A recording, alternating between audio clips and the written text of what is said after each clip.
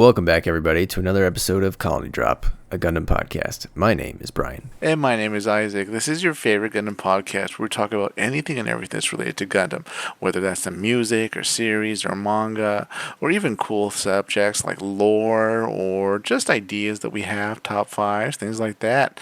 Isn't that right, Brian? That is correct, Isaac. And today we are concluding our review of the wonderful twist and turning manga, The Plot to Assassinate Gihren. Oh boy. We finished the first two volumes about a month and a half ago or something like that, right, Brian? Yeah. And now here we are wrapping up the last two volumes. And oh my God, Brian, what an experience this was reading the assassination of Gihren attempted assassination, I guess you could say, of Gihren Zabi. Yeah, as I was reading these back two volumes, I kept thinking more about Death Note and more about, if anyone's ever seen the 1990s, movie JFK from Oliver Stone. I just felt like this whole thing was like that one quote from that movie, he's a riddle wrapped in an enigma, wrapped in something else. I forget the exact quote, but you know what I'm talking about. I think Joe Pesci says it. A mystery or something like that. Yeah. That sounds about right. But man, there were twists and turns. There was great combat. I don't have enough good things to say about this series. It was just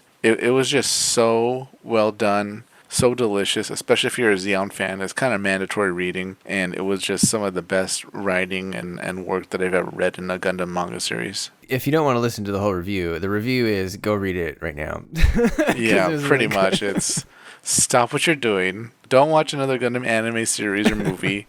Just read this manga. If you like the 1 Year War, oh my God, you have to read this series. If you like Zeon, you have to read this series. It is just great. It is incredible. Of course, also bear in mind, you will not see a single Gundam, but it has to deal with just huge amounts of intrigue and extremely well-written investigation, mystery story, and great combat even, yeah. Absolutely. Perfect. You mentioned there's no Gundam in sight. That is probably the top reason why this would never get animated. I can see that, yeah. That's a tall order. You'd almost have to cut to the white base and the Gundam doing what they were at the time and a Baoku or leading up to it, and then cut back to what's actually going on in Zeon. That's the only way it would really work. Just cut to Amuro doing some training exercises so you can just see the Gundam doing something. Yeah, exactly. We totally don't even see, a Baoku. No. You see Eric Mansfield kind of go off and, he's going and they talk about it a lot. Yeah. But you don't actually see it. So it's very talking. And then, there was, right. great battles at the end. Oh, wow. Yeah. Much better than some of the stuff we've looked at recently, so it was refreshing. Absolutely.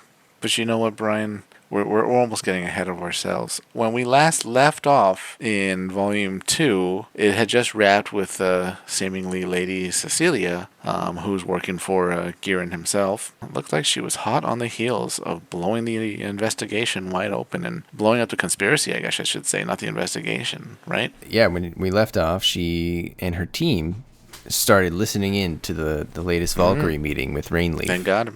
Wow. And you were like, oh, Cecilia's must be part of Valkyrie. She must be working with Henry because we found out that her and Henry and David Schiller were friends back in school. And so you're thinking, okay, she's in the plot.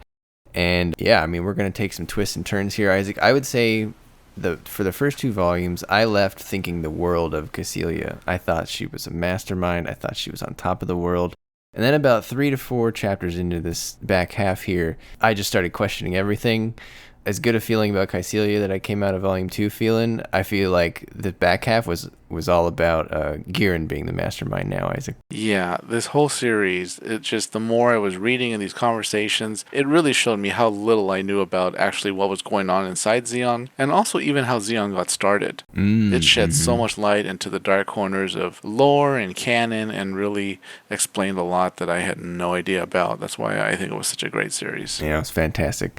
So Volumes 3 and 4 are going to take us basically from December 27th through the end of the war. Mainly, December 31st / January 1st, and then a few days after. So all this is going to take place in the span of a few days. And also, when we left Leo back in Volume 2, he was still talking to the mysterious lady, Reinhardt A., who we'll talk about maybe at the end. Sure. And she's asking him, hey, why did you spend so much time doing nothing, basically. Like, your position, you don't do a whole lot, and you had the opportunity to expose us 3 months ago, and why didn't you do that? And Leo says, well, when I got back here from Earth, something seemed off about this place. There was too much standardization, the media, it was too controlled. And he says, something lacking in diversity will not matter how superior it is, it will slowly head towards ruin. And he said, well, you guys seemed like a normal thing back on Earth. There's always dissent, and you guys were just giving away this information for free, so I let it go. So that's kind of weird, Isaac. And then I didn't really understand. It was just a bit of a weird, like, plot point. What is she really referring to? I feel like they didn't really bring this back up.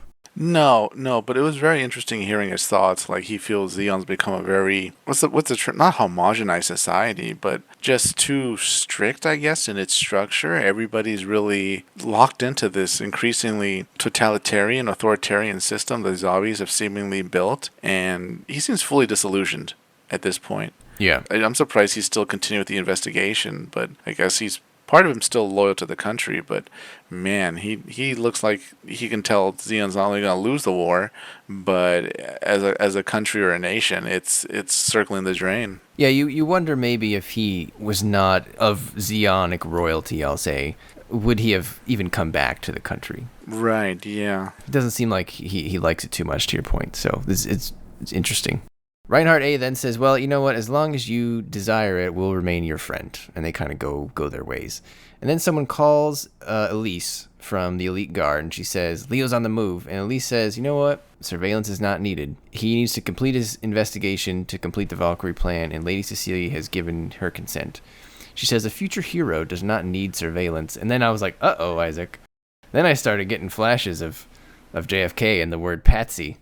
Patsy started flashing through my mind. I feel like lots of people are being set up here, Isaac. Yeah, I was thinking to myself, oh my God, is there a conspiracy like within the conspiracy, or is there like a counter conspiracy, and he's going to be like, I don't know, if they're trying to make him a hero, he's going to be like the next prime minister or something. I have no idea how this was going to play out, but yeah, alarm bells were ringing. Reginleif then directs everyone in the Valkyrie groups, all the faceless faces, I guess. Since it's a manga, you don't hear them talk, right?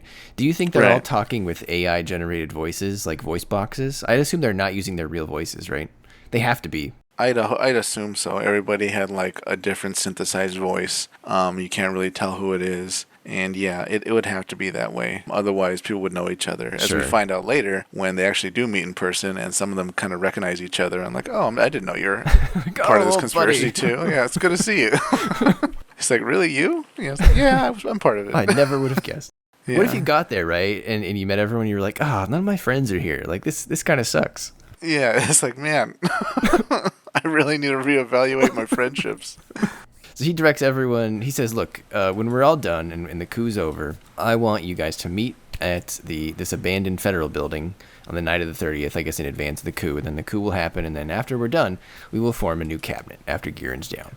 And then we flash to Henry. He shows the video of Char and Cecilia talking, where Char takes off his mask to the Colony Defense Battalion, to the Colony Defense Division, as well as some civilians. And he's telling everyone, this is our opportunity. Even though the Elite Guard outnumbers us, they're the only ones here. So as long as we are smart, we can do this. And he says, we're going to return Zeon to the hands of a Daikun and fulfill the promise we made to the great Daikun long ago. So now he's come out in full force that he's a Daikun supporter. I never really got that. I mean, maybe you could read between the lines before, but I never really felt that way in volumes 1 and 2. Now his agenda's a little bit clearer. Yeah, and this, each time I find a Daikun supporter, to me it still kind of shocks me that they're still around, because clearly the zombies, for some whatever reason, never went through the whole kind of purge thing. You've seen a lot of oppressive governments, because man, there's a zombie supporter like in every room, I mean, a zombie. Right. There is a Zeon, as in Zeon Daikun supporter, in every room. He's kind of like people who love the British monarchy. I don't know. They just love the Queen or King. But he's not been around in a while, and it'd be interesting to see if something like that would happen in real life. Like how much support would really happen if someone from one of those past families was all of a sudden found alive, like in this case, with theoretically revealing to the world, that Casval is alive. Yeah. Yeah, but man, oh god, this League of Casval is so dangerous. God, Caecilius should have nipped this in the bud. But here we are. You're such a zombie supporter. Yeah, I just roll my eyes each time I see this. I'm like, look, if we all just listened to Degwin, none of this would have happened. Yeah, how different would the Universal Century be if when Char took off his mask, Kycilia just shot him right in the chest?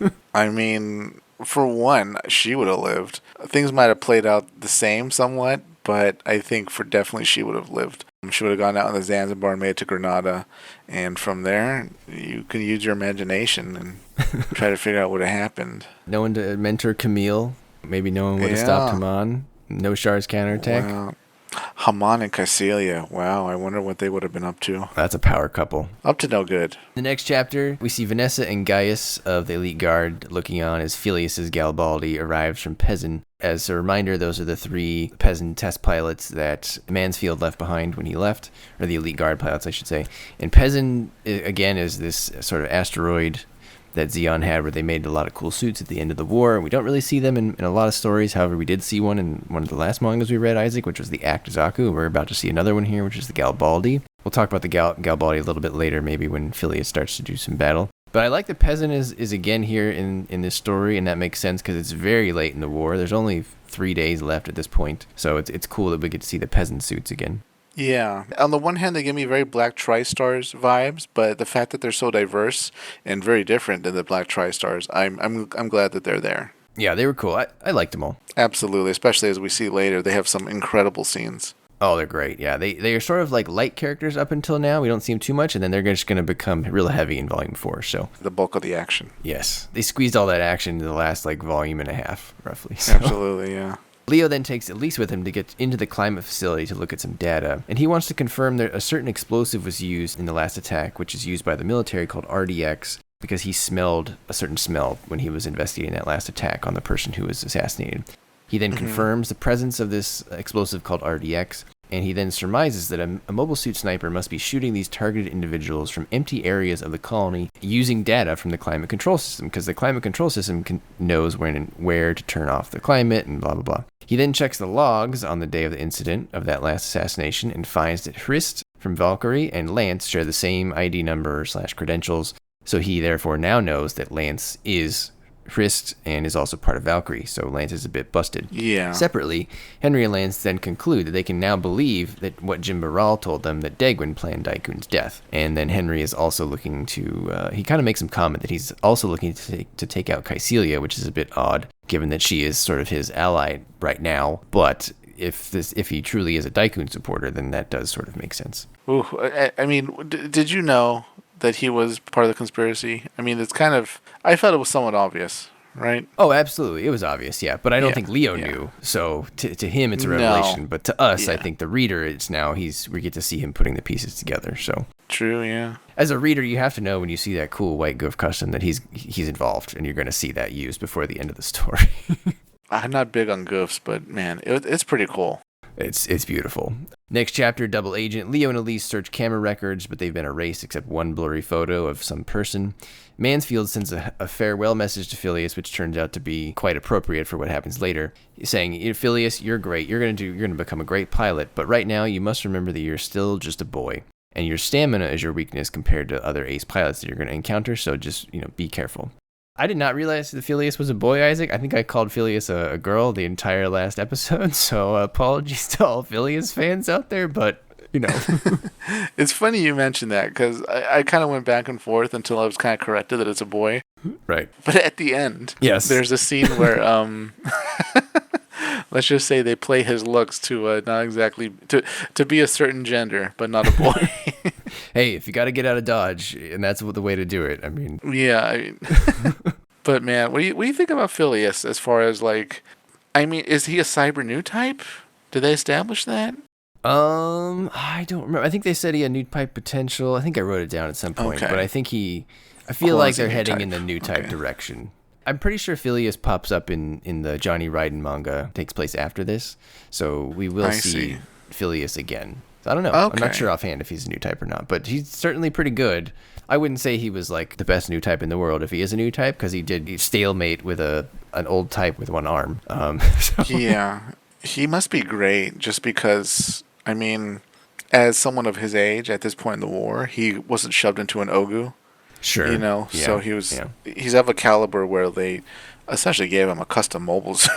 Right, and it didn't seem like he had perhaps all that much experience. I mean, obviously he's a test pilot, but I don't think he's out there on the front lines collecting hundreds of kills, so. Yeah.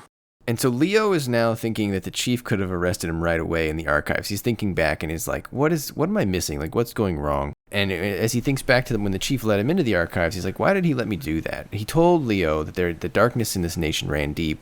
And so now Leo's thinking, like, why did he leave me here for that? And as he's doing this, he's watching some clips from the UC 0060s of Degwin, the zombies, and his grandfather, Isaac, who we've now seen for the first time. His name is Hoth Fiesler. What a name, Isaac. Do you think the author of this, Art Performance, is a Star Wars fan? He just named a dude Hoth. I wouldn't be surprised, but man, when I saw his grandpa, I was like, this guy's got a cool house. He does. It's like a weird kind of modern Japanese kind of temple thing. It was very strange. It looked really cool. Oh, speaking of cool, the Galbaldy that we saw in the previous scene, is it me or is it just a glorified Gelgoog? It's it's kind of like, I think it was competing for the spot of the Gelgoog, and then they went with the Gelgoog instead, if I recall. So there's just something very similar to that. Yeah, you can look it up on the wiki. Yeah. It'll tell you. There was actually, back in the day when they sold, I think they were the Gundam fixed figuration figures. A lot of them used to come with conversion armor, and the Gelgoog one came with either extra armor or armor you could take off, and it would become the Galbaldy. I see. Okay. So you kind of got both figures in one. So they do look very similar in certain respects. I'm not surprised. I'm sure there's a side story there. If we go back to Command HQ, Rigel von Mohr is now spilling the beans about the Valkyrie plan to Cecilia. He was at the meeting where Henry was saying, all right, this is the time to attack. We're going to win, blah, blah, blah. Now, Rigel is straight up just telling Command HQ. He's saying, look, Henry's forces, they're going to hide amongst the parade members and then attack. And the Command HQ seemed to have predicted this, though, and it turns out Gihren is at Abalku anyway, and Degwin has also gone on, quote, a trip, Isaac, and we know where Degwin is. He's trying to end the war.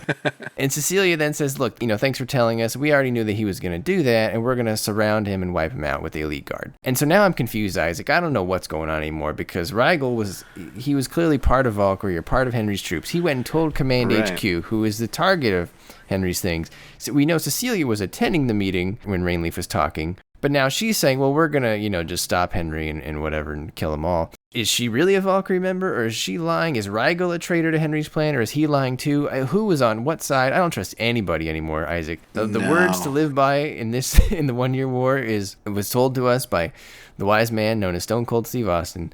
You don't trust anybody, Isaac. At this point, as a reader, you're just waiting for things to play out. You have to. Yeah, Rigel was really throwing me for a loop here. And then after this, he gets in his car, he calls Henry, and he says, hey, I've confirmed Gihren's position and Degwin.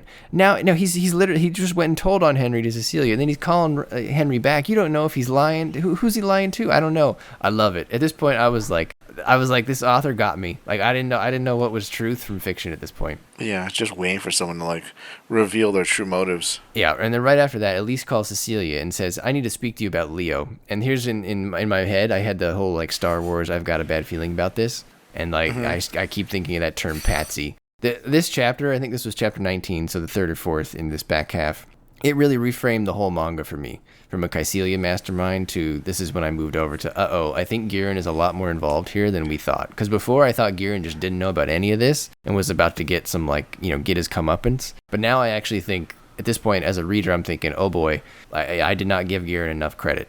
Yeah, I could see him be behind this. We'll see here in a few chapters. Yeah, plot within a plot. And chapter 20 is what you're talking about, Isaac. December 29th. So Leo, hoping to figure out who Reginleif is, he travels with Elise to Side 3, Bunch 21, the colony known as Resante, or Resant, I don't know. This is where Hoth lives at his estate. And Isaac, this guy's got it figured out. He's got marketing down. The colony itself has huge Zeonic logos on it for his company, Zeonic. Yeah. That got me thinking, if there were colonies in the future, Isaac, would they just all be billboards? How depressing and accurate would that be? Just big pictures of Elon's face, plastered on your colony. Well, fortunately, the Earth Federation, their universe seems to have somewhat less of a super, capitalist free market approach to how they do things. So I can absolutely see them being regulations and stuff, probably from the top down from the Earth Federation government that make sure that there's really nothing like that. Because, as you know, you can only see that in Site 3 under Zeon's control. We've never seen anything similar to that in Federation space. No way. But I think in the real world, Google, Facebook, man. they would buy that, steal up, and just plaster those ads over. It'd just be billboards, like flashing billboards. You couldn't go anywhere in space. It'd be all polluted with ads. No, and I think like a few years ago, there was like, I forgot the full details, but it was a plan to like use a high-powered laser to put like an advertisement onto the moon or something like that. Yeah. But it was shot down for, I don't know if the government said no, or if ultimately they worked out the numbers and they're like, the amount of energy in like the actual advertisement reaching the moon, like it's not going to be super visible. Right. We should put the money somewhere else. This isn't that why. Yeah. And there was in addition to the moon one, I think there was just one to just put advertisements in the sky. Yeah. Like I think that if you put up like a certain, water mist, you can show stuff on water, et cetera, like that. Why not? Yeah, the clouds. Whatever space is available, someone's going to put an ad on it. So get your ad blockers ready, people. I'm honestly surprised we don't have, like, with how drones are so common now, just drones flying around, in public spaces, just projecting an ad on every building surface you see. Well, we might get there one day. I don't know. I think it's coming. Well, we'll see. Now this is where we get the big lore dump, and there was a lot of good stuff in here. I think there's a whole side story novel that could be written about what Hoth tells Leo here. Yeah. So Leo's with his grandfather now, Hoth, and he's like, "Hey," but before that, like him and Elise go in, right? And Hoth is like, "Hey, Elise, could you go walk the dog?" And I thought that was like very patronizing of him. I mean, there's some stuff you can only say to family. What is she like? True. Are they even related? I forgot. I got the sense that Elise has been around Leo a long time, and they're kind of like a will they won't they couple type of thing. Okay. And so I'm sure he's seen her growing up. I think he knows who she is. So Leo's asking Hoth, "What do you know about Reginleif during the early founding days of Xeon?" And Hoth says, "Well, there were 11 people who contributed to the founding of Xeon. He calls them the original 11, and he was one of them." We don't get any more detail about who the original 11 were, Isaac, but that was really cool. I tried looking up the original 11. I didn't see anyone talking about it. I'd be really curious who the original 11 are and what they did, because I couldn't come up with 11 people. I think I came up with, obviously this Hoth guy. Right. Degwin, probably Gihren, probably Sasaro, probably Jin Baral, maybe Xeon Zamdaikun. That's like 6, but I'm missing 5 other people. I thought maybe Maharaja Karn. Wow. He's probably 1. 7. Yeah. I'm still missing 4 good ones, and that's if I'm right on all the others. I have no idea, but it's an incredible piece of lore that they dropped that here. It's just a story waiting to be told about the origin and the conspiracy. It's very Laplace's box. Yeah. Very, very. There was a conspiracy a long time ago. Yeah. Xeon's box. And yeah, I'd love to know more about it because it sounds like they did a lot. Yeah, they did. He says, "I know, or really, I used to be a Reginleif or a Reginleif. It's really just a code name given by Degwin to people carrying out covert operations. And so it's not a specific person. It was used by the Zabi family, and now it's used by Command HQ. And now in my head, I'm like, because Cecilia works for Command HQ to carry out various operations." And Hoth says, "Look, this name was already around during when I was using it, and I used it to negotiate business on the moon. And really why he did that is because while some might view migration to space as a way to get rid of unwanted citizens, some people actually went because they wanted to go. And unfortunately, there could be no independence for the sides until those sides, the colonies, could manufacture their own colonies, support them, and then protect them. And that's something that the Federation was the only one capable of doing, and they had done that on purpose. That's like having basically the capacity to do heavy industries." And Hoth says, well, Xeon was born from Degwin's ambition. He wanted to show the space noids that an independent nation could exist, but they needed all those things. They needed that heavy industry, and everything they needed was on the moon.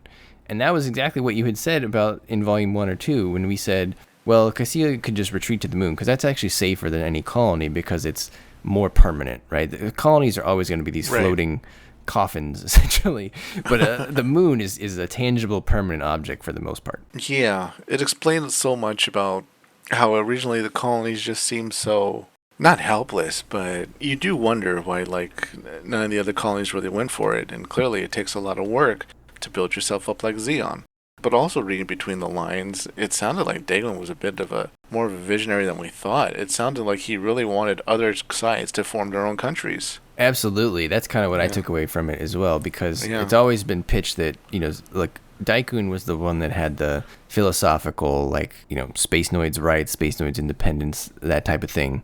But it sounds like Degwin was maybe more pragmatic in a sense. He's like, look, Yeah. no, you're not going to be able to have this until you have this thing over here, and we can basically tell them to screw off.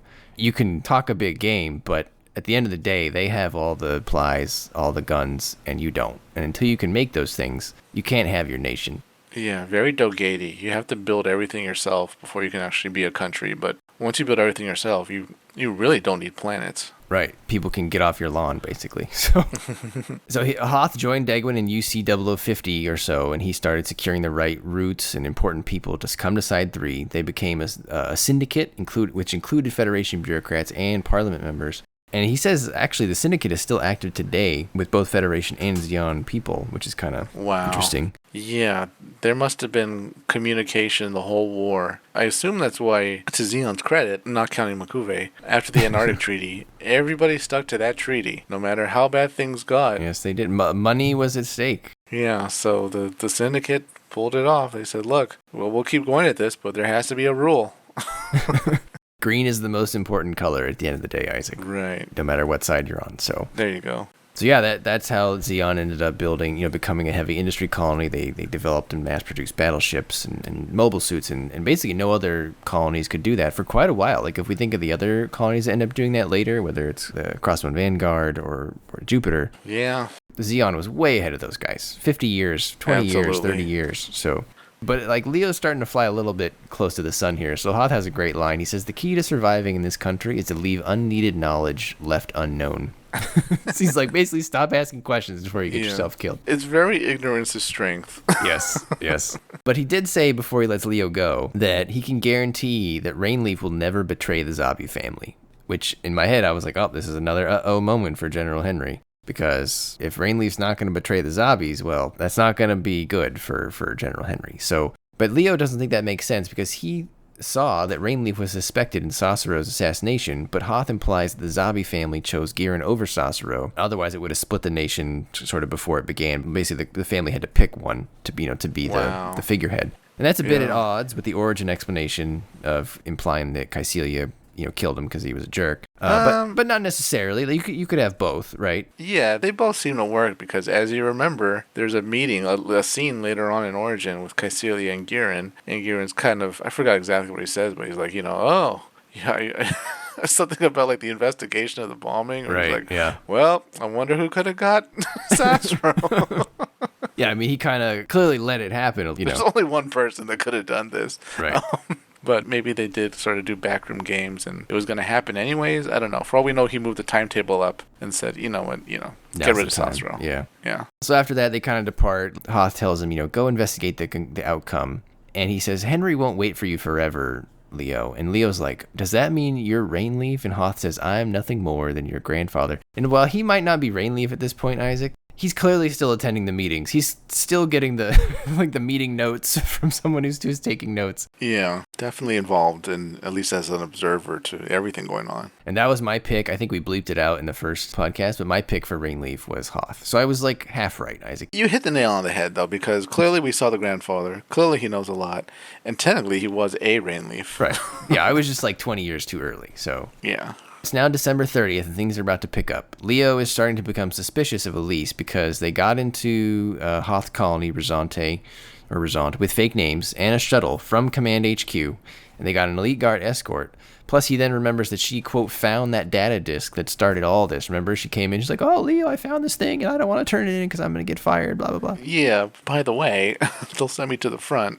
Yeah, so a bit suspicious in retrospect. Yeah. The shuttle has to change course they're on due to the appearance of the colony laser. Leo has this flashback to the crater in Australia, and he freaks out a little bit, and he wants to rest. Elise wants to rest next to him, and you can tell she's starting to maybe feel guilty about whatever she's doing or is about to do. So it was making me feel more and more that like Leo was being set up to be a patsy here. So the patsy, your patsy theory, Brian's patsy theory. Yes, everybody in this story is a patsy at some point. Pretty much. Everybody in the story is a traitor. They are. That first meeting at the beginning with Slicer and all his officers, I just kept writing down that, like, these men are all traitors. Is anyone in Xi'an leadership loyal to the Zabis at this point? No. I think if they all had guns, it would just end in one big Quentin Tarantino Mexican standoff, like in Reservoir Dogs, and they just shoot they just shoot each other. So. God, Jesus Christ. At Command HQ, Elise reports to Cecilia, who wants to know if they can use Leo, and Elise says yes. Cecilia's going to give him back his investigator privileges as of January 1st, and Elise says she's telling Cecilia that Leo suspects the coup will target the ceremonial grounds, and Cecilia tells Elise that HQ has received info from the Defense Battalion, which I believe she's referring to Rigel von Moore, that they will attack the ceremony, so if Leo sees the revolt, that will increase the impression of the matter, and after the war is over, Cecilia wants Leo to arrest Caecilia, and I'm just like, what? What is going on now? That means Gihren wants Caecilia taken out too. So the feeling is clearly mutual between the two siblings. Yeah, a lot of everybody's planning for a lot of stuff to go very well after the war, but like the war itself hasn't been going well. Right. And they also think they could just tell this investigator, like, oh yeah, go arrest that person. You know? Yeah, just arrest him on something. Tell him, he did his taxes wrong. Cecilia gives the recordings of Kyle Klein's meetings with Henry about Caecilia to Elise to give to Leo, which is a very complicated thing. But they're basically kind of setting up to make Leo out to be some sort of patsy here, or at least some sort of delivery mechanism for the story that they want later on, which we'll see.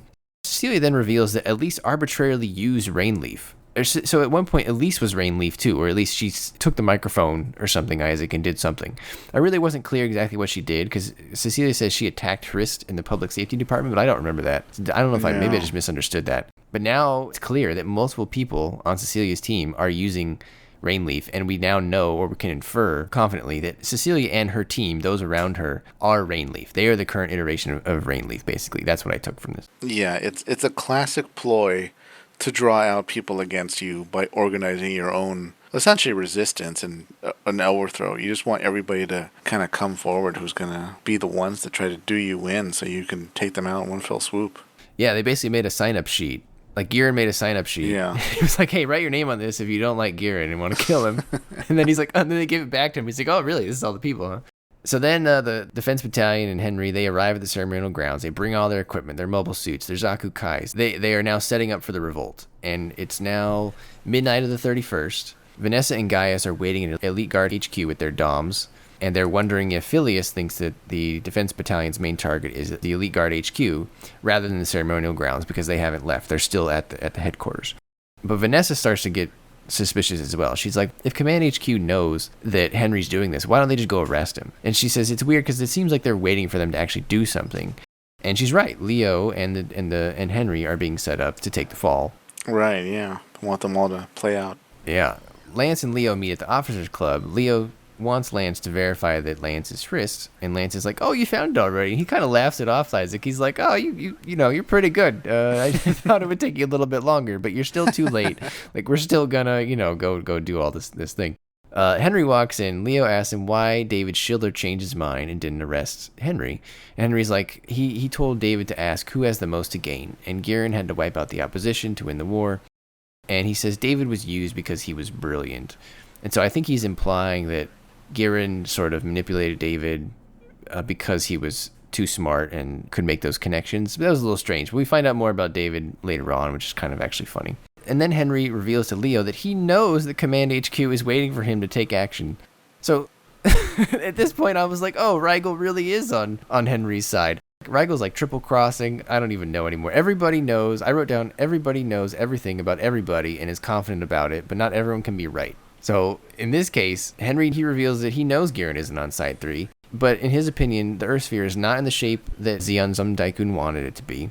And at first he just wanted to end the war, but now he knows that Casval is alive. He wants to return the nation to Casval, to Shar. And this is the first time that Leo's learning that Casval is alive, because Elise did not give him the tape that Cecilia asked her to give to him. And I thought Leo asked a really good question here, Isaac. He says, hey, Henry, do you know if that's what Casval wants? Like, if you take over and you try to turn it over to him, did you ask him? Like, and Henry's like, well, we'll rise to action if only to find that answer. And I was like, wow, that's dedication. Because, like, what if the dude's just like, nah, I don't want it, man. Like, I'm not a ruler. And, like, Shar, to be frank, Shar's not a good ruler, right? Like, he was kind of, no. He says that in Shar's counterattack. He's like, I don't like doing speeches and all this stuff. He's like, I just want to be on the battlefield and make stuff happen. God, what a nut. But, I mean, I guess at that point, the conspirators, since they're essentially a sizable group of the government, they would just have him as a puppet at that point, I assume. Yeah, I mean, or they could at least guide him in maybe a more... Yeah. I feel like if Henry was behind it, he would at least be guiding him with his best interests at heart, right? Rather than perhaps the zombies who clearly killed his father. So Yeah. God, what was Caecilia going to do if she lived, and whatever she told Char in that private conversation of, oh, we'll figure it out after. I guess I could say about Caecilia, I don't feel like she has the same ambition as Gihren. Like, I feel like Gihren has to be control. He's a bit of a control freak, right? Like his dad goes off to try to end the war, and he kills him. He's like, no, I can't have that. His sister's plotting against him. He doesn't want that to happen. He wants to arrest her, too. I feel like Caecilia is just like, look, as long as the nation lives, as long as I'm somewhat involved, like, I'm okay. I feel like she could have coexisted, although I doubt that Char would have liked that very much. No, I think there's only one zombie Char's okay with living, and she can't eat solid food yet. Yeah, she's a bit young at this point. Yeah. And then the clock ticks over to 12:31, and there's a loud crash outside, and there's some Gigans, who I believe are on the Command HQ side. They watch an explosion from afar. The Zaku Kai start to attack. Henry's team has basically started their attack way earlier than the Command HQ thought they were going to be, so they're all surprised. They're in complete chaos. They did not know this was going to happen. They're in the wrong spots, etc., etc. Rigel is very pleased. His triple cross worked. I gotta say, Isaac, great character design on Rigel von Moore, because just based on how he looks, I thought he was a suspicious traitor, but he ended up being on Henry's side anyway at the end of the day, and if you're calling Henry the, quote, good guy, like, I totally thought he was a bad guy just based on his character design. Yeah, a double agent or triple agent, whatever. I like how the guy in Command HQ, what's a good name for him? Like Lieutenant Stressful? Yeah. He's sweating bullets. He looks like if he eats a saltine cracker, it'll like force his blood pressure to skyrocket and he'll just collapse on the spot. But like Caecilia walks in and is like, why are you panicking? We still outnumber them. Yep, that guy was so mad, yeah. Yeah, oh god. Great scene. Leo wants to know what the plan is, but Henry and Lance leave before telling him. And Lance is like, you were faster than I expected, but you were still too slow. Like, we're going to go out and do this. And Henry says he will show Leo the essence of in-colony combat. And boy, is he about to, Isaac. Chapter 23. Yeah. Beginning of the end. It is snowing now. At the Elite Guard base, they're scrambling. Henry's forces are just attacking everybody everywhere. They're attacking the communications facility, the Climate Bureau, Ministry of Justice, Ministry of Finance. All the ministry talk, Isaac, I thought they were going to say, and the Ministry of Magic. That's all I kept thinking of when this was happening. The Colony Admin Bureau, Elite Guard Facility, even the non-mobile suit troops are helping. They're disabling mobile suits with bazookas by targeting their knees and their joints. And then Henry, like, he does a smart move. He's like, don't attack any police facilities. We're going to need them, like, when we're done. We're going to need them to restore order, which I thought was a very, like, good planning ahead moment. Yeah. Maybe wishful thinking, but, Yeah, at the end of the day, they're civilians. They're not really part of the regime, Yeah. He moves his headquarters to the Climate Bureau. I've heard a lot about the Climate Bureau multiple times now in this show, or in this series. Something is clearly brewing there, and boy, is it ever. We're going to see that in a second. And then we get to the scene you're talking about, where Rigel's at Command HQ still. And he's telling Lady Caecilia and, what'd you say, Lieutenant Stressful? Yeah. About everything they did. He's telling the whole plan. He's like, yeah, we figured if we just confused you and separated you out, we could win.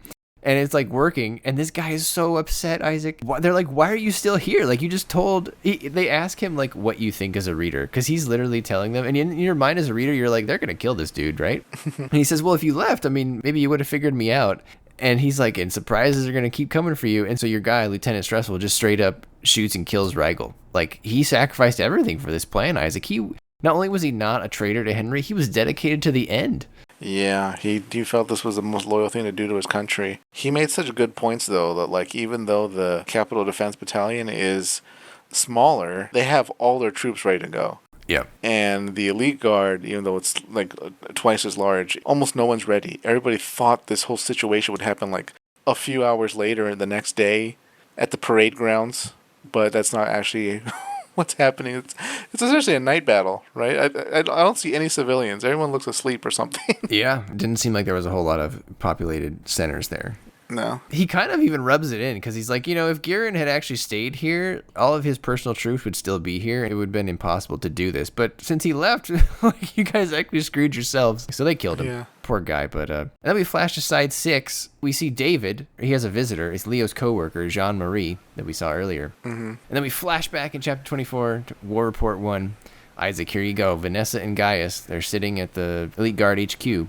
They're using assault-type Rickdoms with shield lances Yeah. And they've already taken out 8 Defense Division Zaku's and 2 Zaku Kais with the Fritz helms. Wow. And the Colony Defense Battalion is saying, look, if we can't break through these DOMs, then we can't secure the Elite Guard HQ.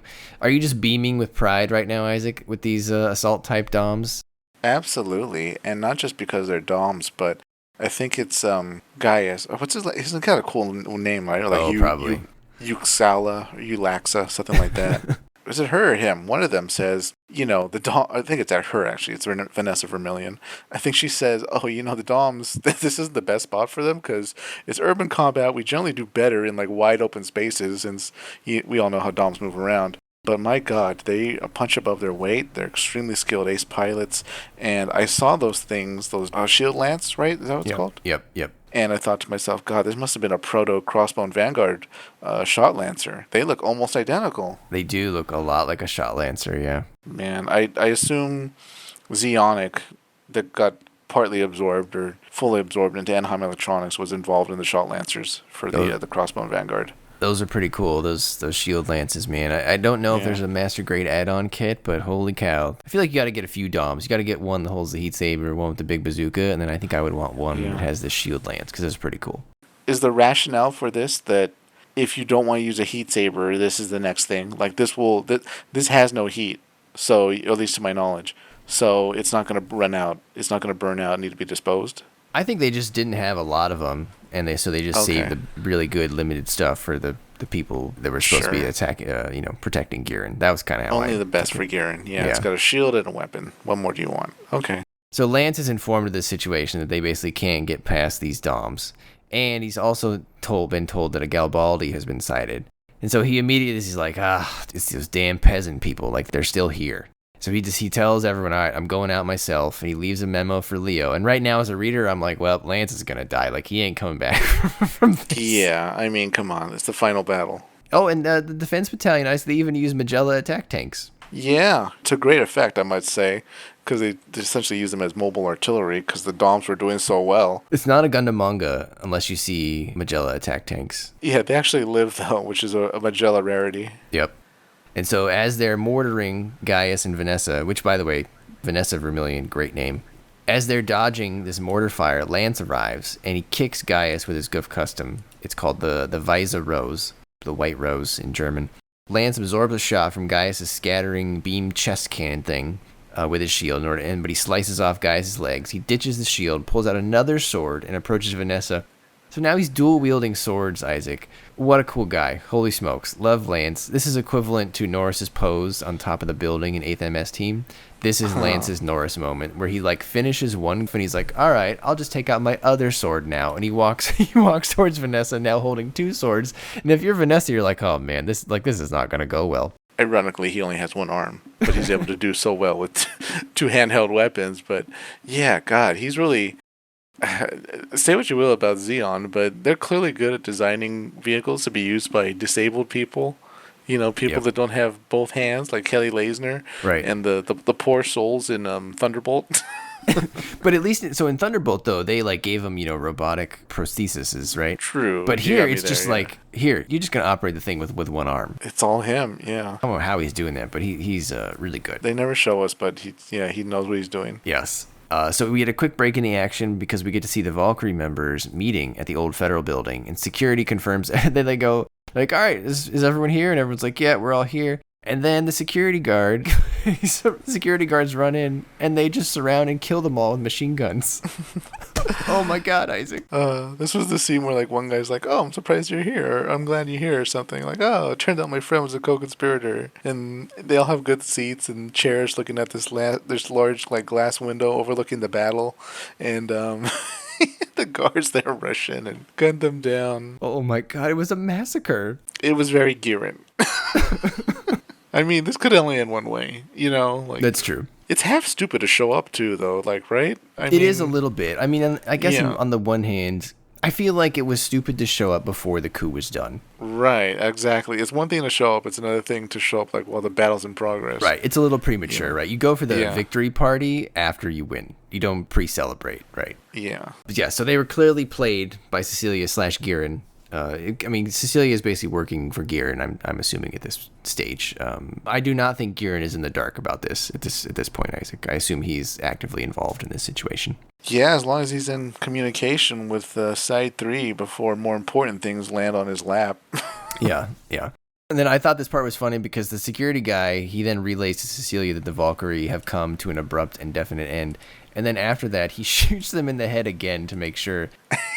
That dude double tapped, Isaac. He was a smart character. It seems so excessive. Like, maybe this is protocol in these situations, but God. They were Swiss cheese, Brian. He left no doubt. It was fantastic. So back to the battle. Vanessa ditches her shield. Lance's sword pierces through the door of the hangar she's hiding in. She fires her gun at him, but he comes at her from above. He slices her chest and grabs her gun with a little tow cable thing. I don't know what to call that thing, but Norris used it as well. Perfect name. Yeah. Lance destroys her gun, picks up his sword. She draws her heat saber, but he's already dropped a cracker next to her, Isaac. Wow. But before it can explode, he throws his sword at her. She loses power. And then Lance slices off her arm.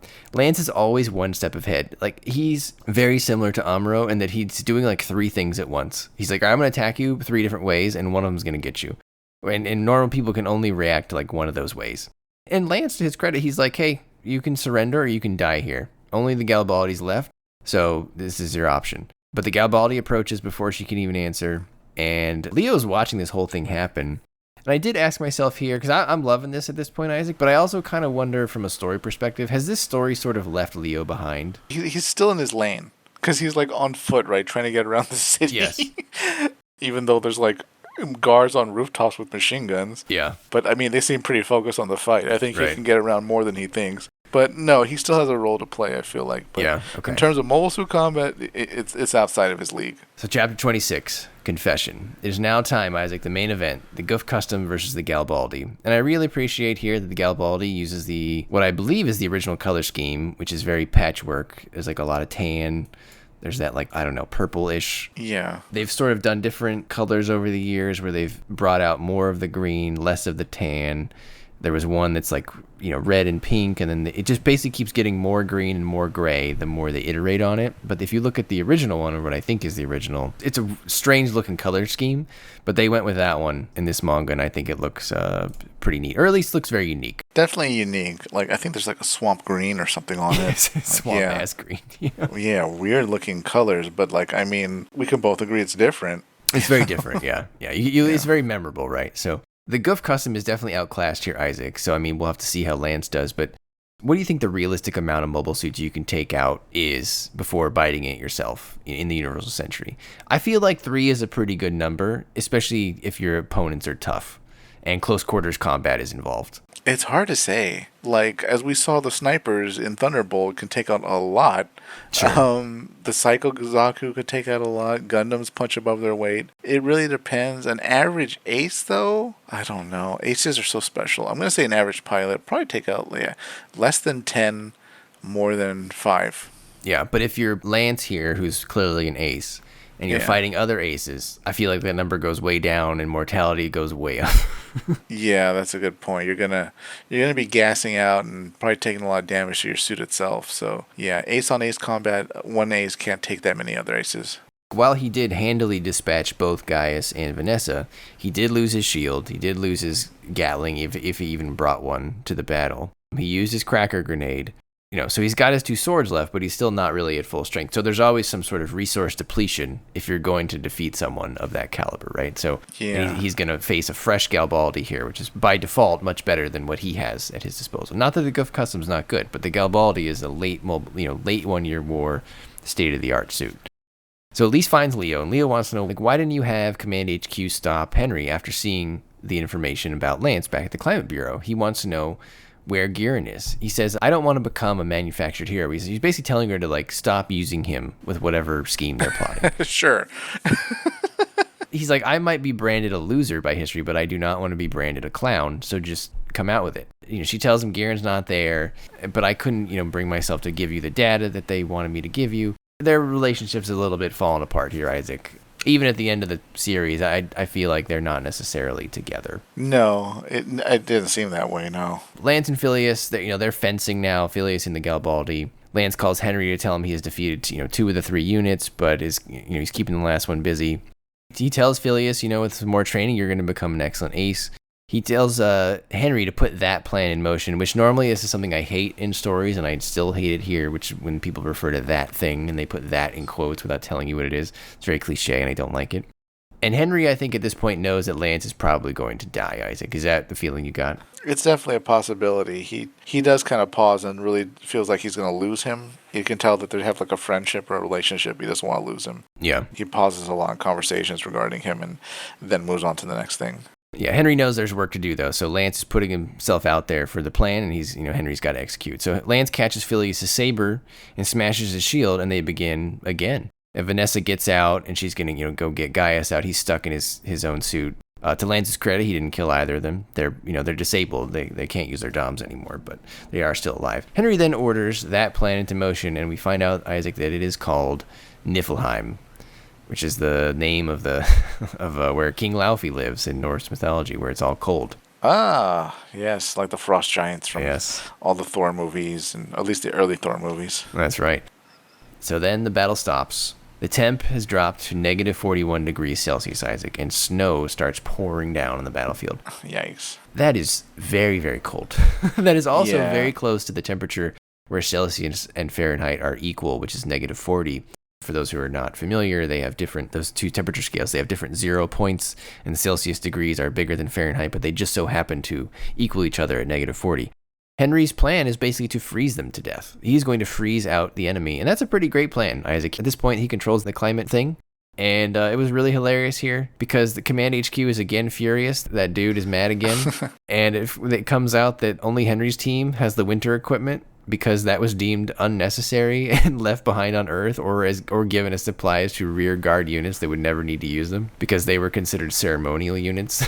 So that was a great setup, I thought, and use of a joke unit in like a believable way. Like, here, you get all the crap equipment, and so they figure out a way to win with the crap equipment. Absolutely. It was so brilliant. What brilliant writing. Lieutenant Stressful calls it climatic warfare, which is a perfect name for it. They're really using the colony's technology against their enemy inside the colony. You see how much it affects the soldiers almost instantly. So many of them are shivering. They're like underneath blankets. They say like a lot of their weapons aren't working. They can't even eat and drink because the food froze, and their water and drinks are frozen. So they're kind of done. And I think even Lieutenant Stressful says, if you're incapacitated, we have to tell them to retreat. What are they going to do?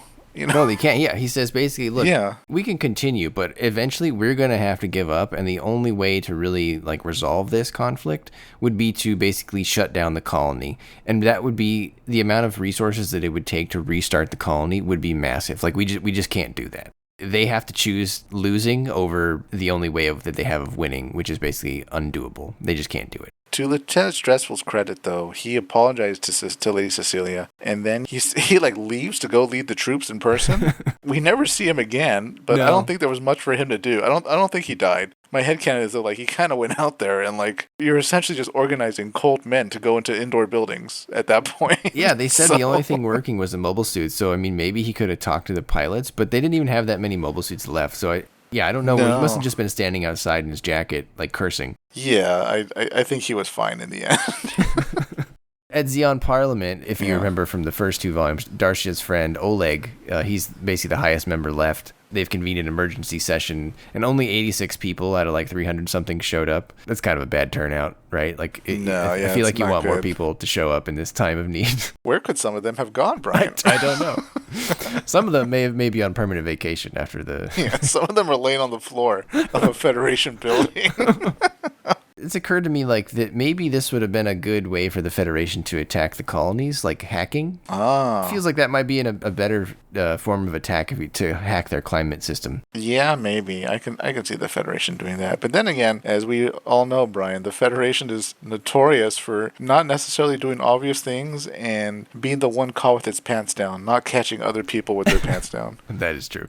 Phileas and Lance are still going at it after 30 minutes, Isaac. This is a super long mobile suit battle. Gaius says the average battle is 3 minutes, which even seems long to me, really. Yeah. A lot of mobile suit battles are over in 30 seconds. And Lance gets a moment. He retrieves his sword that was stuck in Vanessa's dom, and he has 2 swords again. I love Lance, Isaac. He's great. I'm going to have to paint my goof into Lance colors. It'd be awesome. Phileas retrieves a knuckle shield from Azaku. Now, Wiki says that the Galbaldy comes with a knuckle shield, but I think the point of the scene is that he picks it up off of another unit. Is that what you took? It had to be. It had to be because it had the logo of the Capital Defense Battalion. It had the shield. That's what I thought, because they made it a big point that Lance destroyed Phileas' shield earlier. Like, he doesn't have a shield. Like, he didn't just get another. Like, he doesn't have one in reserve. He clearly picked this one up off the floor from another unit. So I guess I'm confused why the wiki and everyone says that the Galbaldy has this knuckle shield. I don't think that's default equipment, at least based on this manga. Maybe it appears somewhere else that I'm not aware of, but... Well, no, I think I know that the shield can actually rest on the back, like sort of the waistline, just like the Zaku can kind of carry weapons on its waist behind it. Oh, it could be.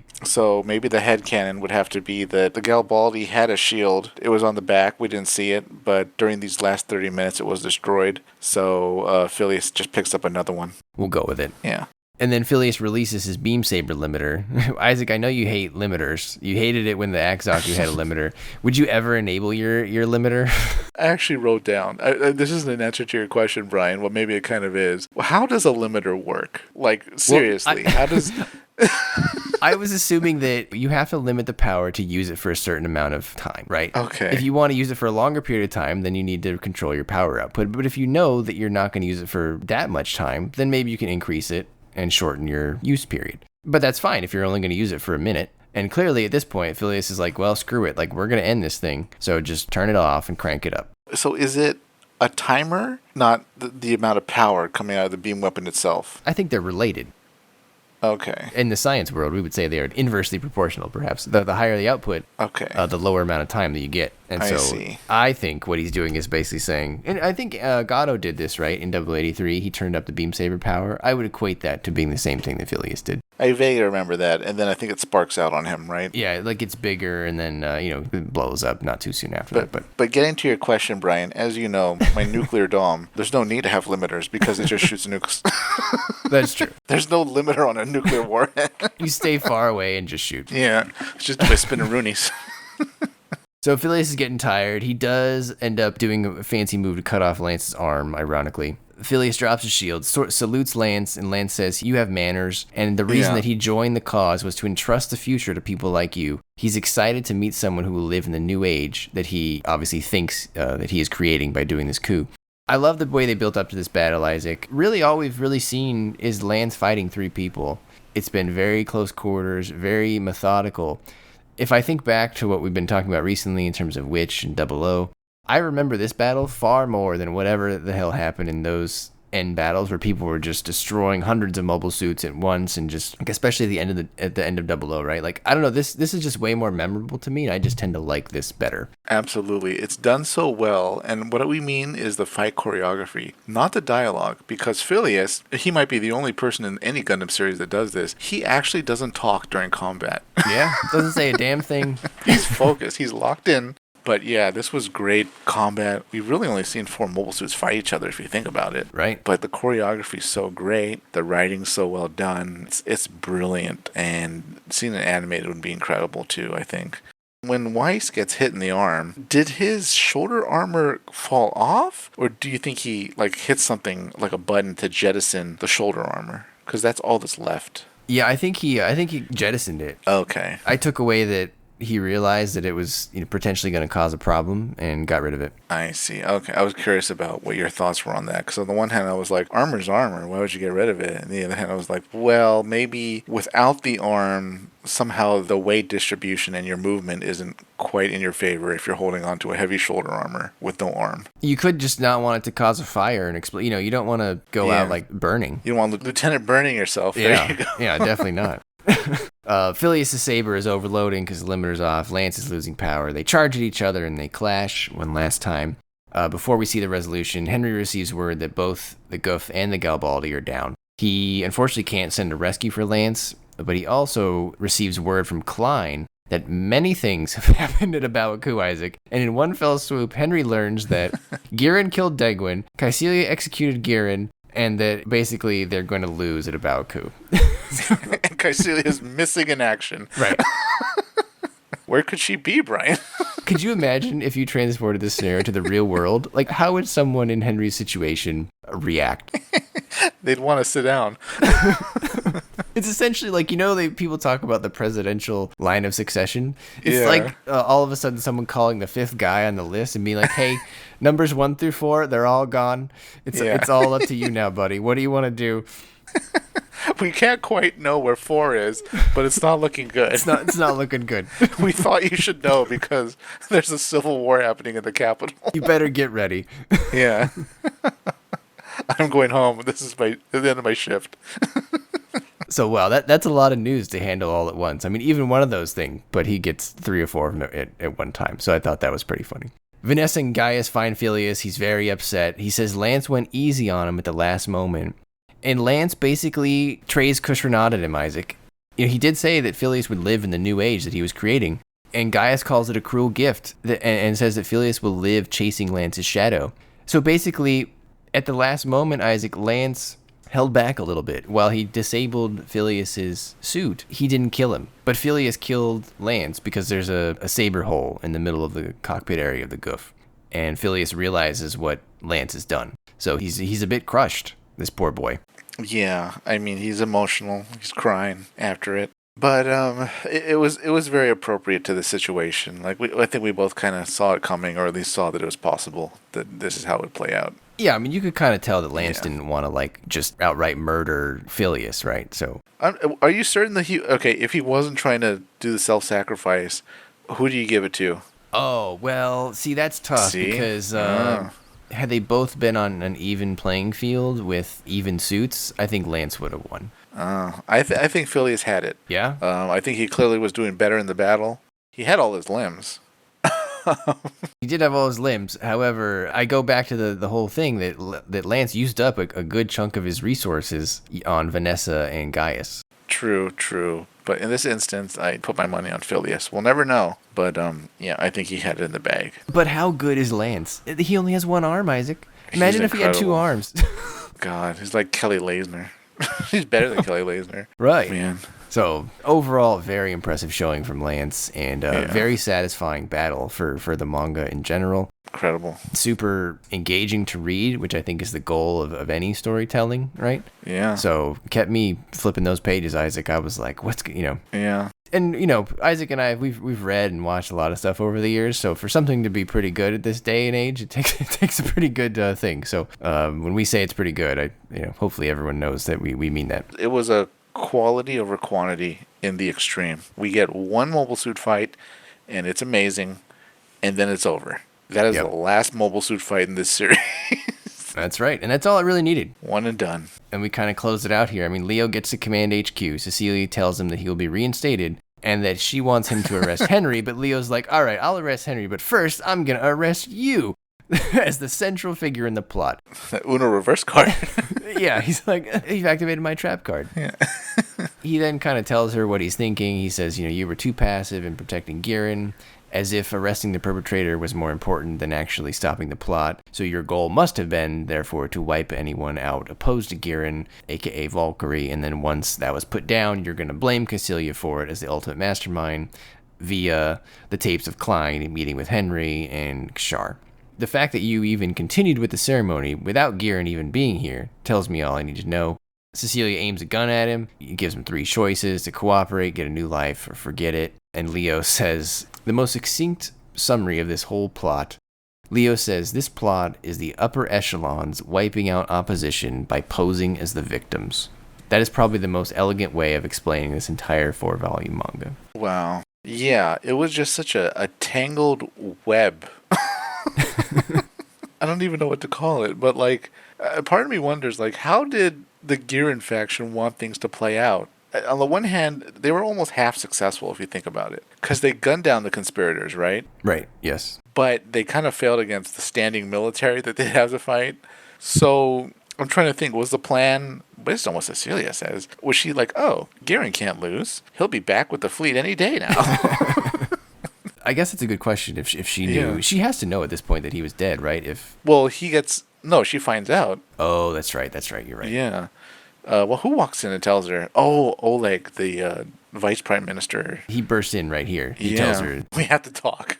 As she's aiming it at Leo, she tells Leo that David made the clever choice, which was get a new life. And so now we know that that's why David's on Side 6, and he's been there for a year. But right before she can kill him, Oleg bursts in and tells her that Giren's dead. And as you said, we need to talk. We need to talk now because everybody's dead, and so we've got to do something. She does not handle it well. No. She was the vice president of the Gihren fan club. Her brain kind of does the blue screen of death. She was a Gihren worshiper because she's about to lose it. I think she drops her gun. Yeah, I mean, I believe it's implied that she's, Giren's lover, basically. So I think. Oh no, Brian, you sweet summer child. She's part of the rotation. Oh well, she's for Thursdays. A lover, right? Yeah. She's maybe the lover that he has while he's in Zoom City, but he might have a different one on his Guazine. Let's just say she's got desk duty. We'll put it that way. It's Cecilia Saturday and someone else for Sunday. Wow. I like it. But yeah, poor her. She looks absolutely crushed that war criminal is dead. I mean, if you think about it, she really threw in her lot with Gihren, right? If she was friends with David and Henry, I mean, she very well could have been on their side, but she chose the Gihren path. Yeah. And it came to a screeching halt, so that kind of makes sense. I mean, not fully to defend her, but somewhat in her defense. Who knows what she was told about Solar Ray? It can fire, 100 times. Maybe she wasn't told, by the way, we burned it out the first time we used it. So we're not actually going to be able to, defeat the Federation fleet like we thought and still win this war. So maybe that's what the information that she was operating under, but in any case, she's down for the count. She's beside herself with emotion, and the cops that show up with Oleg, they very also respectfully and gently give her so much respect as they try to get her out the room. I like Oleg a lot, Isaac. Him and Darsha are good characters. Oh yeah, and I can actually see why they are friends because the both of them, I would say, hearken to the phrase cooler heads prevail. Yeah. Because Oleg walks in and he says, look, I heard your conversation. His guards take Cecilia away and they put her under surveillance, and he wants to use Leo as an envoy to Henry because he knows that the fleeing forces from Baoku, they're going to arrive here, and he has to regain political stability by any means necessary for the country. And he needs Henry to hold those troops down to have them stop attacking. He's a smart guy. Him and Darsha, they're clearly on the same wavelength, and they are maybe the unsung heroes of the Zionic Republic. Yeah. If it had gotten more out of hand, maybe the Federation just comes in and kills everybody. Probably more their fear. Delaz or someone like him would show up, and God, who knows what Delaz would have done if he shows up and all the military that's left say, we recognize Delaz. Who cares what the civilian government says? There could have been a huge amount of purges and lots of people would have died. I don't know. Yeah. Definitely. It was very, very clever, and Oleg clearly knows the type of person Henry is. They both have the nation's interests at heart. They care about the people, and it is time to wrap up this half-attempted coup, half-attempted counter-coup plot and make it look like they're one single government when all the exhausted troops come back. And so after this, we get the more finer points of the epilogue. On January 1st, the provisional government absorbs the elite guard and announces a ceasefire. The elite guard is dissolved. Henry's forces cease all attacks, and Henry signs a ceasefire. On the 3rd, Jean-Marie gets back from visiting David, and he talks to Lautrec. And it turns out, Isaac, that David has been playing chess every day with Gihren for the last year, and they talk every day for 2 hours. They've been FaceTiming, just having good times. Gihren put him under house arrest just to have someone to talk to. And David's going to write a book about it, like a national bestseller. I'd read it. That's what the novel should be. It should be David's novel from talking to Gihren about the rise of the Zionic Republic in the UC 60s and 50s. That'd be great, yeah. Although I'm not sure Gihren would have the whole picture because... No, he wouldn't. Degwin and actually Leo's grandfather would have almost the full picture. Right. Whoever's left of the original 11, they have way more knowledge than Gihren. But I'm saying that would be a good in-universe way to distribute that novel, right? Yeah. That could be the novel that they sell. It would be written by, quote, David Schiller. Absolutely. It would be so cool. I think they should do that. Come on, Bandai. Sunset will write it for you. But that's the takeaway from this project that I want to see. I want to see the David Schiller collecting information from the original 11 and writing about it. I can see like Neo Zeon like using that book like against its intended purpose and just using it as a rallying cry. Yeah. Leo's coworker cleaned out David's desk, and it had a memo on it, and he said, "If I disappear, don't look for me, wait for instructions." That's how Jean-Marie knew that David was still alive. Lautrec communicated with David over the last year via coded messages at operas, because David was also interested in operas, and they traveled around the sides. Lautrec tells them that a former Reginleif prepared the seal that was used to put on Leo's desk. And I assume that former Reginleif he's referring to is Hoth, because I believe Hoth wanted Leo to figure things out, right? That's why he got him transferred to the CDB. Yeah, seems like it. Elise, at the end of the war, is with Hoth. He says he will do his best to make it so she can return to Zeon in a few years, but she's a little bit worried about Cecilia, but Hoth says, you know what?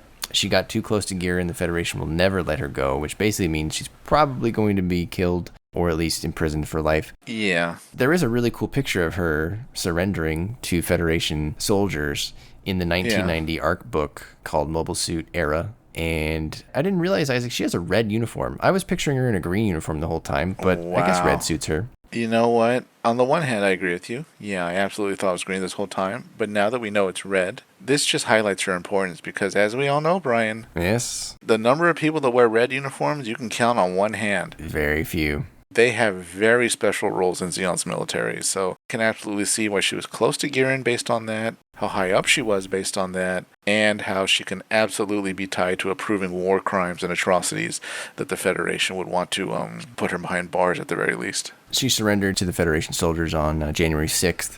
Now, in the real world, Isaac, do you try her as an accessory to his crimes? Is she assured the death penalty? Is she given a much lighter treatment? It's a special situation, I think, because on the one hand, she didn't pull the trigger, but she probably, I assume, most certainly rubber-stamped and signed off on things as part of the bureaucracy under Gihren.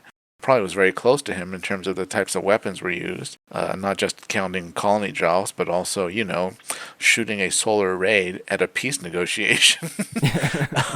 But it's also a case of we have to slap the cuffs on somebody because the prime suspect, Gihren, is dead. So the next best thing would probably be his chain of command beneath him. Yeah, she'd be up there then. I mean, she was involved in all of his details. Red uniform, you were clearly high up and special. You clearly had a lot of freedom and authority if you're in a red uniform. You're definitely in the Federation sights for sure. Yeah. We get a little bit more about Hoth, how he discovered the plot 8 months ago, and he had Leo join the Public Safety Department.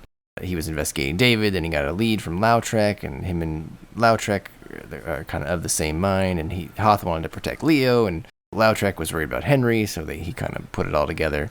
Elise also thought she could protect Leo too. I'm not sure that really worked out.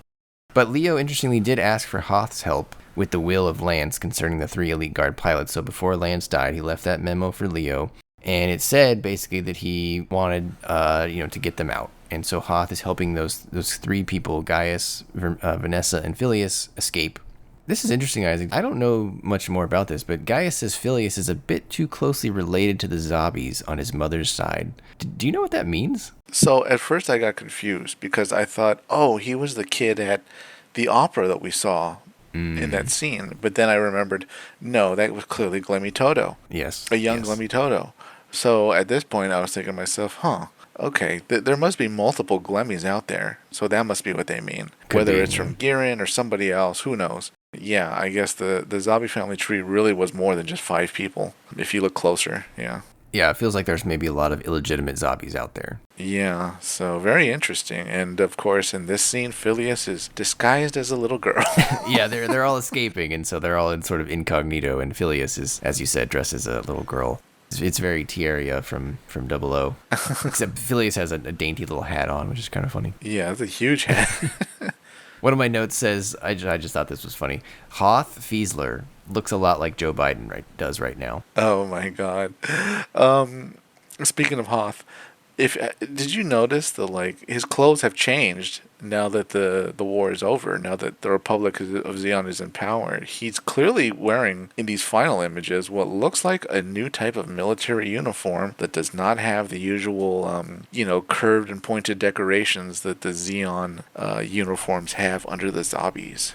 Oh, I did not notice that. No. Yeah, it's still the dark colors, but it's much more simpler. Well, he's been a survivor all these years, so if anyone knows how to be a chameleon and play to the right political environment, it would be this type of guy, right? Because you can kind of assume that he's somewhat involved with this, we'll call it the Syndicate. Sure, yeah, it's still around, he said. The dude has his own colony, Isaac. It says Zeonic on the side.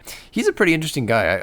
Hopefully we get more about him in the future, or at least more of the older stories. That'd be great, yeah. As far as Leo and Elise go, Leo ends up going into the lower house of Xeon Parliament. Elise returned after 3 years, and she's now the chief secretary of the Fiesler family.